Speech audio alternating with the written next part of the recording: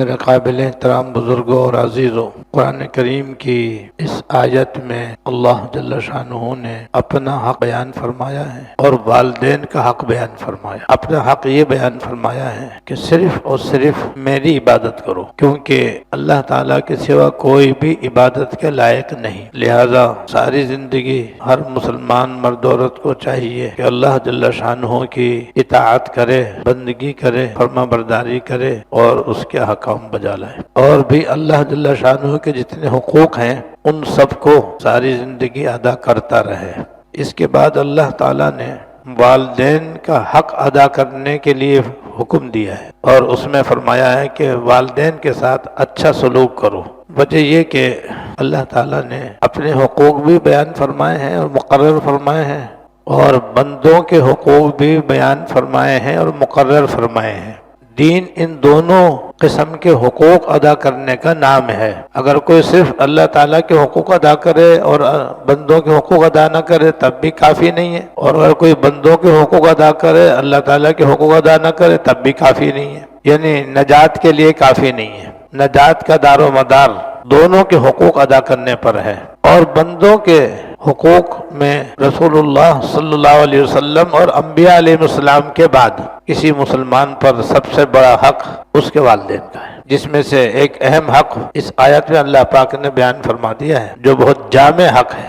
فرمایا وَبِالْوَالِدَيْنِ إِحْسَانًا، اور والدین کے ساتھ اچھا سلوک کرو، اچھا برتاؤ کرو، ان کی خدمت کرو، جائز امور میں ان کی اطاعت کرو اور ان کی خدمت کر کے ان کا دل خوش کرو۔ تو یہ اچھا سلوک کرنے کا اللہ پاک نے اس آیت میں حکم دیا ہے، لہذا ان کے ساتھ بدسلوکی کرنا، بدتمیزی کرنا، جائز امور میں ان کا کہنا نہ ماننا، یا اس سے بڑھ کر ان کو ستانا، برا بھلا کہنا، معاذ اللہ ان کو مارنا یا کسی طرح سے بھی ان کو ستانا، یہ حرام اور ناجائز ہے۔ جیسے شرک کرنا حرام ہے، چوری کرنا حرام ہے، ناحق کسی کو قتل کرنا حرام ہے، ماں باپ کو ستانا بھی حرام ہے۔ ایک حدیث میں ہے، آپ نے فرمایا میں کیا تم کو اکبر الکبائر نہ بتلاؤں، یعنی کبیرہ گناہوں میں بھی بڑا گناہ۔ ایک تو گناہ صغیرہ ہوتے ہیں، وہ چھوٹے گناہ کہلاتے ہیں، چھوٹے گناہ کے مقابلے میں بڑے گناہ ہیں، جیسے نماز نہ پڑھنا، زکوٰۃ نہ دینا، جھوٹ بولنا، غیبت کرنا، یہ سب کبیرہ گناہ کہلاتے ہیں۔ اور بعض گناہ ایسے ہیں جو کبیرہ گناہوں میں بھی بڑے گناہ ہیں، انہیں کہتے ہیں اکبر الکبائر، کبیرہ گناہوں میں بھی زیادہ بڑے گناہ۔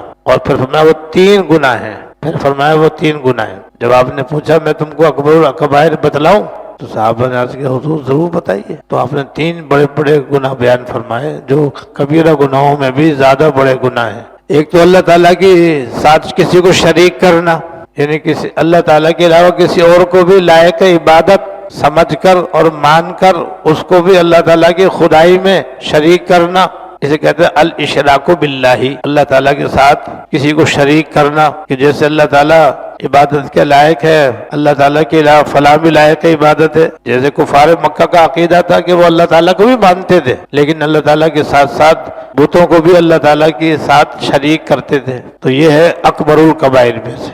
اللہ تعالیٰ کے ساتھ شرک کرنا یہ اکبر الکبائر میں سے ہے۔ دوسرے، والدین کی نافرمانی کرنا، والدین کو ستانا، ان کو ایذا و تکلیف پہنچانا، یہ بھی اکبر الکبائر میں سے۔ کبیرہ گناہوں میں بھی یہ بڑا گناہ ہے۔ جیسے جھوٹی گواہی دینا، یہ بھی اکبر الکبائر میں سے ہے، حرام ہے اور ناجائز ہے۔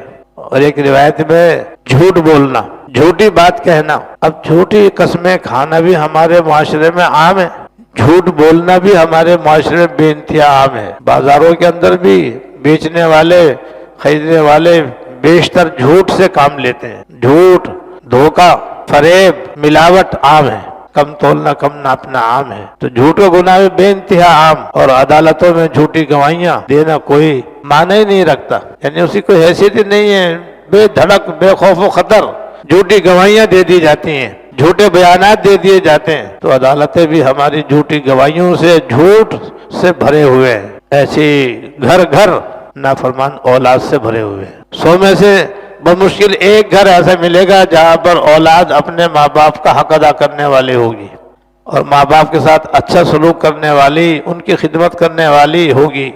ورنہ تو گھر گھر ہمارے نافرمان اولاد سے، گستاخی کرنے والی اولاد سے بھرے ہوئے ہیں۔ آپ مسلمان جانتے نہیں کہ بھی ماں باپ کا بھی کوئی مقام ہے، ماں باپ کا بھی کوئی درجہ ہے، ان کی بھی کوئی حیثیت ہے، ان کو عام آدمی کی طرح سمجھتے ہیں، عام آدمی کی طرح سمجھتے ہیں، اور عام آدمی کی طرح سمجھ کر کے ان کے ساتھ ویسے ہی طرز عمل اختیار کرتے ہیں، جبکہ اللہ تعالیٰ نے اپنی عبادت کے ساتھ ماں باپ کا حق ادا کرنے کا حکم دیا ہے۔ اس سے والدین کی عظمت معلوم ہوتی ہے، ان کی بڑائی معلوم ہوتی ہے، ان کی بزرگی معلوم ہوتی ہے۔